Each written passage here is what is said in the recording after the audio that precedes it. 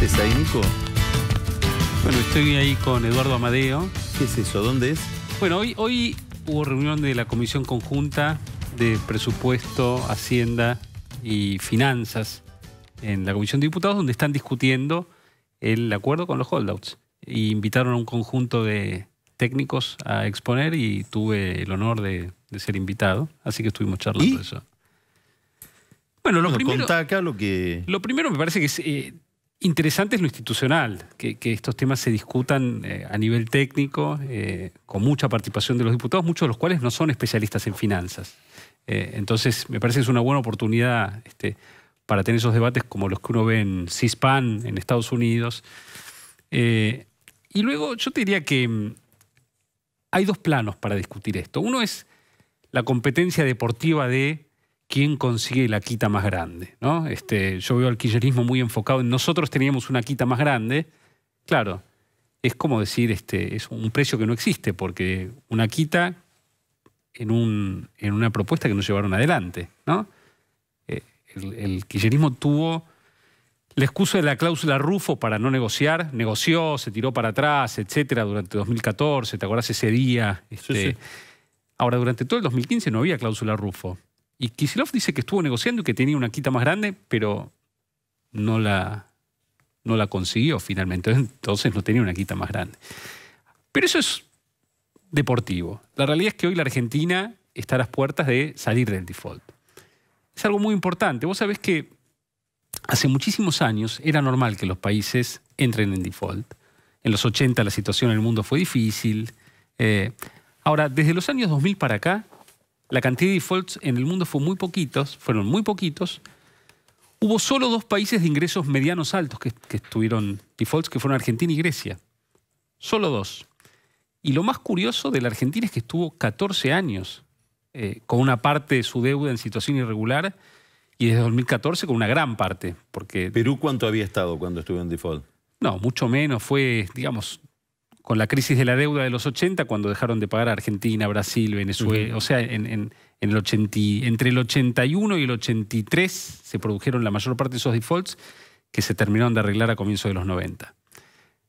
Fue una oleada regional. En el caso de Argentina es una situación distinta, donde lo que llama la atención es la duración de esta situación. Ahora,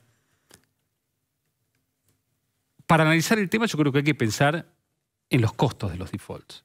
La Argentina, durante todo el kirchnerismo, desde el 2001 hasta el 2015, su deuda rindió en promedio 12,5% anual. Es una cifra muy alta.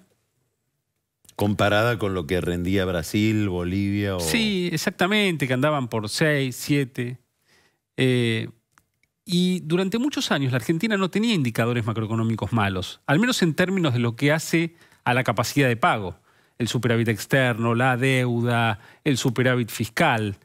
Y sin embargo seguía teniendo una tasa muy alta. Entonces probablemente lo que explicaba eso era el default, ¿no? Entonces, si la Argentina quiere tener tasas más bajas, no le alcanza con arreglar la economía. Era el default y tal vez una política económica que hacía que el gobierno, aún pagando, generaba el miedo del que no iba a pagar. Sí. Tenemos una política económica tan loca, sí, que generaba el miedo de quien resulta mal pagador, siendo que siempre pagó. Así es. Así es. Ahora, vos sabés que, de todas maneras, suponete que la Argentina logra ponerse de acuerdo con todos los acreedores, pasar las leyes por el Congreso, pagar antes del 14 de abril. Durante mucho tiempo igual vamos a seguir sintiendo las consecuencias. Vos da la impresión de que todo eso va a suceder. Si uno habla hoy con la gente de la Cámara de Diputados, harán algún retoque para que Massa y Bosio puedan decir conseguimos algo, y en el Senado algo parecido. Eso va a suceder. Hoy los bonos de la Argentina rinden 7,5% en dólares, que sigue siendo también mucho más que lo que rinden lo de nuestros vecinos de Latinoamérica, exceptando a Venezuela. ¿Y con Brasil cómo estamos? Y Brasil rinde 6%, Argentina 7,5%. ¿Aún con esta crisis? Sí, en los bonos más cortos sí, aún con esta crisis.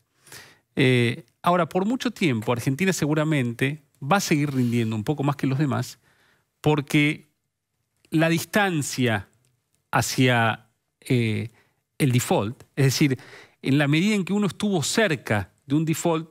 La memoria está muy presente. La memoria está muy presente y tarda el mercado y las calificadoras en terminar de reajustar eso. Y seguramente recién la Argentina va a poder aspirar a obtener un grado de inversión en sus escalones más bajos durante el próximo gobierno. Es decir, cuando un próximo gobierno se manifieste como buen pagador, como respetuoso de los contratos, todo eso sí, la calidad de la política económica es buena además, ¿no?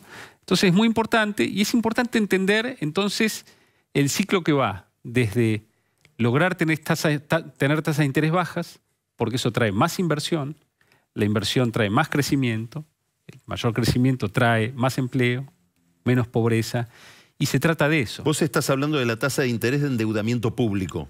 Sí, ahora... ¿Cómo va a afectar esto a la empresa privada? Bueno, en general, las tasas que pagan las empresas privadas suelen ser ligeramente más altas que las que paga el sector público. En situaciones normales. Pueden darse casos distintos, pero... Y ahora otra pregunta que me parece muy importante para entender lo que pasa en el Congreso, sobre todo en el Senado. ¿Cómo va a afectar la salida del default a los gobernadores?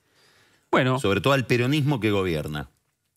En general, saliendo del default, la Argentina va a tener un acceso a una base más amplia de inversores, tasas de interés un poco más bajas.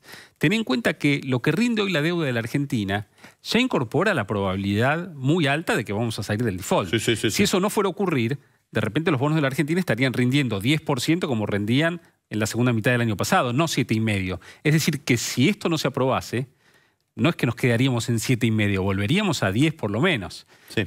Teniendo en cuenta además que la Argentina hoy no tiene reservas y que necesita colocar deuda en el mercado para recomponer sus reservas. Entonces, en los próximos meses, si la Argentina sale del default, la situación financiera de las provincias seguramente va a verse aliviada. Eso puede explicar por qué no va a ser tan difícil la aprobación en el Congreso. Es clave. Yo creo que desde el punto de vista de los gobernadores eso está clarísimo y están esperando en la filita a que termine de emitir Argentina. El endeudamiento. Sí, primero tiene que salir Argentina a colocar los bonos que va a usar para pagar a los holdouts y luego de ahí se abre la cancha para el resto de las provincias. Mientras tanto, el kirchnerismo está en una posición de resistencia y tengo entendido, esto no lo hablamos, pero me gustaría que me digas si fue así. ¿Tuviste hoy un entredicho con Kicillof sobre este tema?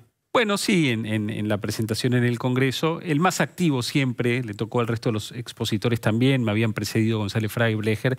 El más activo en las preguntas es Kicillof, que me planteaba que por qué yo decía que si baja la tasa de interés de los bonos de la Argentina va a aumentar la inversión. Y bueno... ¿Qué le contestaste? Bueno, que lea un libro de primer año de la Facultad de Macroeconomía, digamos, un libro de economía de primer año, porque la demanda de inversión está directamente determinada por la tasa de interés. ¿Está de moda entre ustedes los economistas darle clase a Kicillof? Bueno, lo que pasa es que Kicillof todavía pretende seguir aprendiendo, aprendiendo, ¿no?